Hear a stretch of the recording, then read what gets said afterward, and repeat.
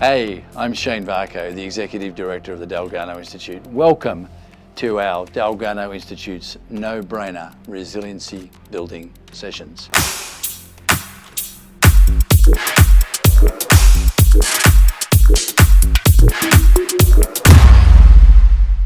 So, what's the point? Why are we doing this? There's a couple of very, very important reasons we're doing this. And I want to start off with probably the primer for this. It's what we call the Humpty, Dumpty dilemma. The Delgado Institute runs well over 12, 13 different seminars in schools, both primary and secondary school. And one of those, a series of those seminars is called the Humpty, Dumpty dilemma. But I think it's a really good starting point for us around resiliency. I think that nursery rhyme is quite remarkable in its content and its inventory, and perhaps more relevant to today's culture than it's ever been before. Everyone knows this particular nursery rhyme, and every time we talk to it at schools, we get the same response. So we know the nursery rhyme. Humpty Dumpty sat on the wall. Humpty Dumpty had a great fall, and all the king's horses and all the king's men couldn't put Humpty together again. I love that narrative, and it speaks hugely to our current culture. Now, this generation, your generation, is arguably the most potential generation that's ever lived. It's the most technologically advanced, the greatest potential for productivity, for learning, for data exposure, for information exposure, and all those elements that surround that. You've got all that at your fingertips. You've also got arguably the best health outcomes and greatest longevity. Yet at the same time, this generation seems to be one of the most fragile that's walked on the planet for the last 150 years. And there's reasons for that. And that's why we particularly like this nursery rhyme. Humpty Dumpty sat on the wall. Humpty Dumpty had a great fall. And all the king's horses and all the king's men couldn't put Humpty together again. Now, I want you to look at those aspects. We're going to break that down. So Humpty Dumpty is a fragile individual. He's kind of this egg, is represented as an egg. So the first question is, how did Humpty Dumpty get so fragile? So what is it about our current culture that's driving the fragility? Number two, what's a fragile individual doing in a precarious place? What's he doing up on a wall? Who puts an egg on a wall? I mean, what's going on with that? Thirdly, I think importantly, did Humpty fall? Did he lose balance? Was he being a bit reckless? Or was he pushed? Or was it a combination of both? Number four, why couldn't all the king's horses and all the king's men fix him? In other words, why couldn't government endeavours, policies and profiles couldn't fix this issue readily and quickly and fully? And the last aspect of this is, where do governments go to find answers? So building resiliency is far more than just information, data and a program. It's a combination of a lot of different factors. So that's what we're going to be doing. And of course, the Humpty Dumpty Dilemma seminars are part of our webinar series and our live seminar series, which are for another occasion. We won't talk about that today. And the second point in all this is we want to assist you in designing and building a resiliency script for your life, for your team, for your class, for your coaching situation, for your mentorship, for your whatever it is that you're involved with. Thirdly, we're creating a small teaching and learning window for proactivity and primary prevention with your team. So building resiliency, we're particularly focusing a little bit around the alcohol and drug issue. Fourthly, building capacity for smarter health and well-being choices, particularly in the alcohol and other drug space. So we're going to look at that in those contexts. Finally, who is this for? Certainly it's for young people, and specifically between the ages of maybe 11 and 16, 17, but it's more than that. It's anyone working with young people and who cares about best practice for not only the developing brain, but for the full potential of those in their orbit. So in other words, we want to give this to teachers, to parents, to peer supporters, to coach, to mentors, anybody's in that space of helping young people develop to be the full potential persons that they can be. So what can you expect in these sessions? This is our first one, so it's kind of a briefing session. So you'll get some idea of what you can expect. So the different elements involved in this are pretty simple. It's going to be about hopefully no more than 10 minutes long each time. So it's about a 10-minute window, which you can bounce off and play through. Other elements that'll be involved are things like quote of the moment. So there'll be a quote that'll obviously help you explore some of the different dynamics and what we're talking about. There'll be takeaways and what we call script builders, so helping your charges and your class and your team build a resiliency script so you can add to that and strengthen that process. One of the other elements in this will be how not to say yes to capacity and resiliency diminishing drugs. So one of the interesting dynamics of that, we'll talk about that in a moment. Fast facts, that'll be another element that'll come in from time to time, so nice points that you can take away. And of course, one of the key elements of this will be conversation starters, so for you and your team and or group and or setting. So you can have a conversation around the particular resiliency script building session. Let's look at conversation starter. And this is something you can actually use right now if you want to, in your class setting or with your charges right now. So as a team or as a group or as a pair, depending on what your setting is, I want you to discuss or have a conversation about the following 3 questions. Number 1, what do you think it means to be resilient? Number 2, what situations, events or circumstances make you want to give up or stop trying? Very important. Number 3, what do you have in your script toolkit now that helps you keep moving in the positive direction and not give up? So have those conversations around those 3 questions right now, if that's something you can do in your current context.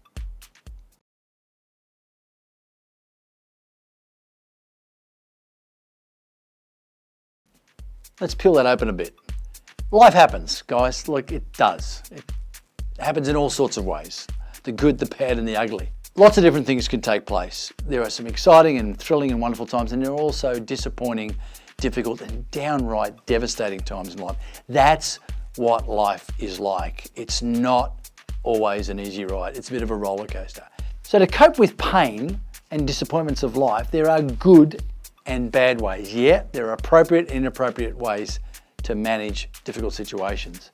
Drugs, for example, alcohol and other drugs, may make you feel better at a given time if you're feeling like rubbish, but you're only getting worse. And that's really important to understand. We all need to learn healthy ways to cope, because it's not just about coping for the now, but it's in coping moving forward. And of course, alcohol and other drugs as a coping mechanism only diminishes your capacity to do that. One definition of resiliency, which we really like, is that resiliency is like a bungee rope. Now, I don't know if any of you guys have ever bungeed before. I did it once off a bridge and it was quite thrilling. But the interesting thing about the bungee is that it's that step off, because you've got this cord around your ankles. And it's not that, and the cord only starts to work, the cord only has application when I'm actually falling. And so when you fall, this thing lets you fall and you're feeling out of control. And so resiliency is not about not having bad things happen. Resiliency is not about not having bad events or crises or trauma hit your life. It's about, and that's the falling, that's that sense of being out of control, that sense of your breath's taken away kind of experience. But it's what that bungee will do to prevent you from going splat. Because we know it's not the fall that kills you, it's the sudden stop at the end. There's a colloquial term for that called deceleration trauma, and it's unpleasant for anybody involved. Jokes aside, the issue here is that your bungee cord is your resiliency, your ability to bounce back. So when you're falling, yeah, you're out of control, and that's awful, and it's not pleasant, we understand that. What your bungee cord, your resiliency will do is help determine how well you bounce back in those scenarios. So this definition of resiliency is really good. It's like a bungee rope. Managing complex issues of difficulty, duress, and trauma, or disappointment, and there's a lot of that going around, with well-developed problem-solving skills, 1, persistence of will, all founded on hope. Very important. Let's break that down a little bit. So it's like the bungee rope, as I said, a little bit out of control. We've fallen, things aren't going the way we hoped, but is my bungee rope, my resiliency script, solid and strong? And will it help me bounce back? So, number 1, the bungee rope has to have well-developed problem-solving skills. Now, no one's born with well-developed problem-solving skills. That's a learned thing. That's why it's so important. The human animal's the only animal that pretty much learns everything from its environment and from mimicking and from instruction and from engagement and relationships. So it's really important that we're getting all those right mixes. So education, learning, not just data and information, it's how you learn and with who you learn. It's important. Through study, watching, listening and doing, particularly from people who know what they're doing, people who've got a clue, people who care about you, people who have got skill sets and capacities that are demonstrated. You know, you look at it and go, this guy and this girl knows what they're doing. I want to mimic that. Watching and walking with them, learning from them. Very, very important. So it's not just here's some information, go do it. It's actually learning on every level. Number 2, persistence of will. Now this is also something you learn. This is caught as well as taught, and that's important. Some people that I've met over the years are kind of intuitively, naturally, if you like, resilient. They're kind of positive and upbeat, and nothing seems to get them down. And that kind of emotional predisposition is helpful. It's helpful. I'm not like that. That's not my world. And so I need a good resiliency script. I need some stronger bungee rope. It's not just based on how I feel at any given time. So that's really important. But persistence of will is learned, and it's taught as well as caught. Implementing and practicing. Implementing and practicing. You've got to keep doing it. You keep going and you don't give up. And you need help to do that. It's not just saying, hey, keep going, don't give up. You need help. And again, that's where you get that assistance from those around you, the modeling, the people involved in your life that are demonstrating to you how this works. You're learning through the wisdom and the instruction and the modeling of others, like mentors, elders, hopefully parents, mums and dads. Not always the case, I get that. Hopefully you're learning from these people who are setting a good model. Values, very important. Values, what do you believe is good, right and true, and how that works. Role models. And this is the big one, guys, letting patience, letting time work. Sometimes we want things to be fixed and changed now. It doesn't always work that way. And being able to sit in a bit of a mess for a while you work your way through it, is an incredible resiliency building enterprise. These first 2 things are really, really important. You've got well-developed problem-solving skills and persistence of will. But I like the third element of this. Those 2 things have got to be founded on hope. Now, this is really, really important. Best definition of hope I've seen is hope is not only the positive expectation of good, it's the reasonable grounds for it. In other words, you might have a positive expectation. I feel something good's going to happen, which is great. We should have that. And that positive predisposition's awesome. If you got that in your world, you're a very fortunate person. That's great. I'm feeling something good's going to happen. I feel it in my waters, But it's what it's founded on that's important. It's a positive expectation of something good because. So what are the reasonable grounds? Not just a feeling that things are going to turn out okay. Not just a sense of gut that, it's going to be okay because I can sense it. It's got to be more than that. So what are the reasonable grounds? What are the factors that are in place in your world that say something good's going to happen because A, B, C? For example, something good's going to happen like, I know this is going to work out because I'm getting mentored by this person, or I know this is going to work out because down the road this is going to happen, or I've worked out this because of my experience. So again, what are the reasonable grounds? And that's something that we want you to help discover as we move through these sessions. What are your foundations? What are the things that you can help you build a strong resiliency script? But resilience is not just about bouncing back when things go pear-shaped and you had a mess. It's more than that. It's also about growing through the difficulty and getting stronger, building that resiliency script, strengthening that bungee rope, so you don't necessarily fall over next time someone pushes. And then going back to the Humpty Dumpty dilemma, the push. Sometimes we get pushed, and if we've got a good solid footing, we've got a good stance, someone pushes us, we just stand up, it doesn't knock us over. But if our stance is bad, we're off balance, and someone gives us a little nudge, we can fall down. And resiliency is about strengthening your stance, strengthening your capacity to hold under pressure. That's important. It's about helping grow your agency and your capacity to keep the junk out, the stuff that's going to diminish you. It's going to diminish you becoming the best you can be. And that's important as well. Keeping the crap out of your system is really, really important to help you make smarter choices moving forward. The first question we'd like you to consider, particularly in the whole space of alcohol and other drugs, or any decision that's actually challenging you to undermine you, is this. Question you should always ask. Why is this person or group trying to hinder, undermine, or sabotage me becoming the best I can be? That's a question you should ask, a filter you should put on your life, if you like. Say, okay, is this going to make me stronger, healthier, smarter, better? Or is this going to take away from those things? Is this going to make me be the best version of me I can be, or is this going to diminish me? When it comes to alcohol and other drugs, particularly at this age, a young age, none of that's going to help you. None of that's going to add value to you. It certainly might work in one particular space only, but ultimately that's not adding value to you. It's only diminishing you. So you've got to ask the question, who's driving that agenda? That's an important thing a filter should have in play for your resiliency script building enterprise. Another element of this that we're going to introduce as we go along, and there'll be sessions around this, is how not to say yes to capacity and resiliency diminishing drugs. Because there's interesting phenomena out there. One of the growing and, quite frankly, ridiculous mantras about is that saying no to drugs doesn't work. I mean, think about that for just 3 seconds. You can't say no to drugs. Well, what does that leave you with? One option, or maybe two. You must say yes to drugs, or you must say maybe to drugs. So that kind of statement is one of those sabotaging statements that takes away from your ability to make smart choices, because it limits you. It says, no, you can only do this. So it's very important to keep that on the radar. Of course you can say no. Of course you can say no. But we want to frame the answer more in a why you don't need to say yes. It's not about rejecting an issue, it's about discovering what's best moving forward in that space. So that's going to be one of our sessions. It's not only one of the most protective decisions you'll ever make, it also empowers your yes. You see, what you're willing to say no to tells people a lot about what you're willing to say yes to and why. And that's really important. That's why that decision has to be in play. Saying yes to a self-harming and capacity diminishing act, like drug taking, for example, doesn't add to you. It doesn't make you better.